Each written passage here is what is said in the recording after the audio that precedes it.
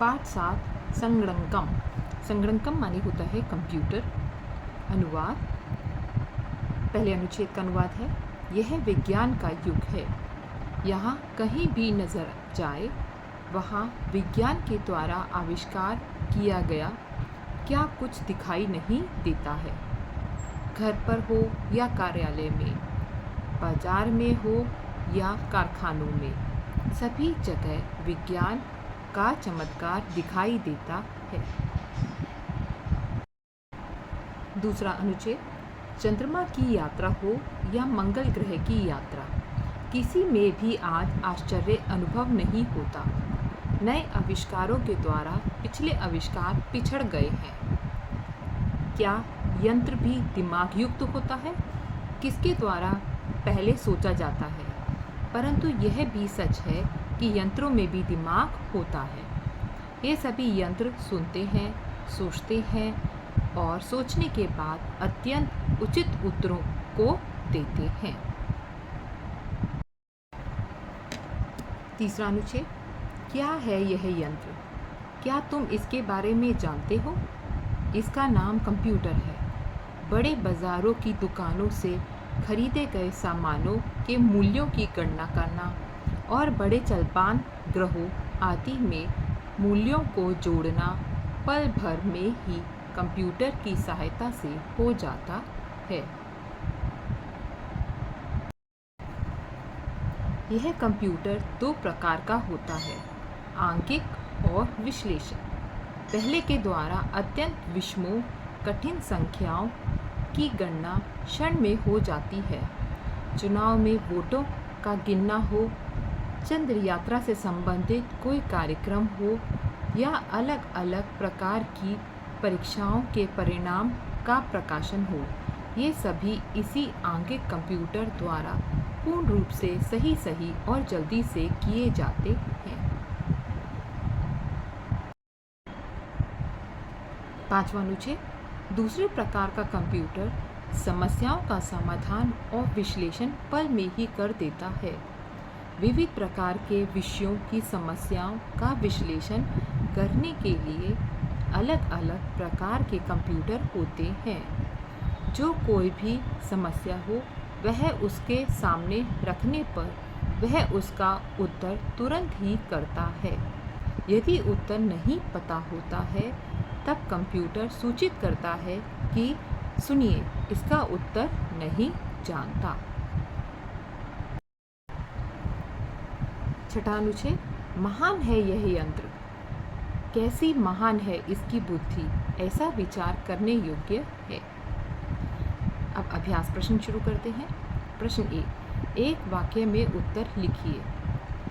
कस्य एतत् युगम, किसका यह युग है, मतलब समय चल रहा है। कस्य की जगह विज्ञानस्य, एतत् युगम, विज्ञान का यह युग है।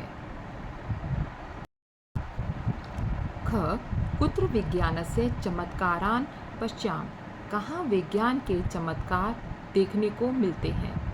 सर्वत्र विज्ञानस्य चमत्कारान् पश्याम, सब जगह विज्ञान के चमत्कार देखने को मिलते हैं। ग, नवीनेन आविष्कारेण क अतिक्रांता भवति, नए आविष्कारों से क्या बेकार हो गया है। नवीनेन आविष्कारेण विगता आविष्कारः अतिक्रांता भवति, नए आविष्कारों से पुराने आविष्कार बेकार हो गए हैं। घ, एतत् संगणक कतिविधं भवति, ये कंप्यूटर कितने प्रकार के होते हैं।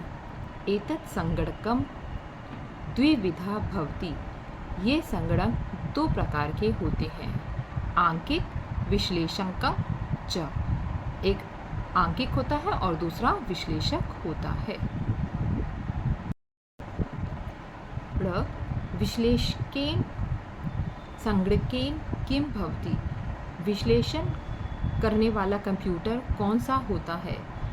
विश्लेषकेन संगणकेन समस्यानां समाधानां विश्लेषणं च क्षणेनैव भवति, विश्लेषण करने वाला कंप्यूटर समस्याओं का समाधान करता है और क्षण में ही विश्लेषण कर देता है।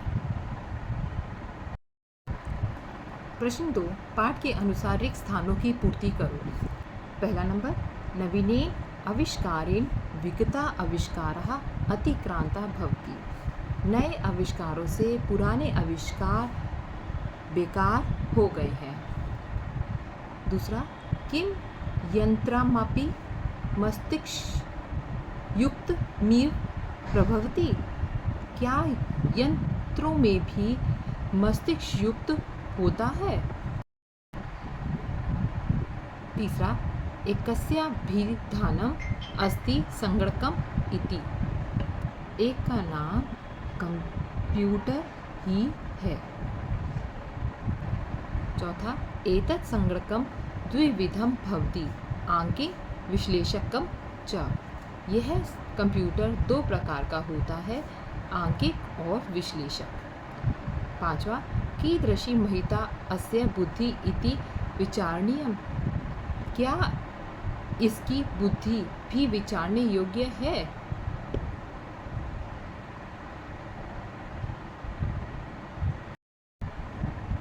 प्रश्न 3, निम्नलिखित का परस्पर मेल कीजिए। समस्या नाम समाधानम। समस्या का क्या होता है, समाधान। महत्स्यु आपणेषु, बहुत बड़े दुकानदार या बाजार। महत यंत्रम, बहुत सारे यंत्र। महती बुद्धि, तेज क्या होती है, बुद्धि। विविधानि संगणकानि, बहुत प्रकार के कंप्यूटर। नवीनेन आविष्कारे, नए प्रकार के आविष्कार। प्रश्न 4, उदाहरण के अनुसार लिखिए। पहला, कुत्र जमा अपि कुत्रापि, न जमा अनुभूयते नानुभूयते। एतस्य जमा अभिधानम् एतस्याभिधानम्, तथा जमा अपि तथापि, कदा जमा अपि कदापि। प्रश्न 5, परस्पर मेल कीजिए।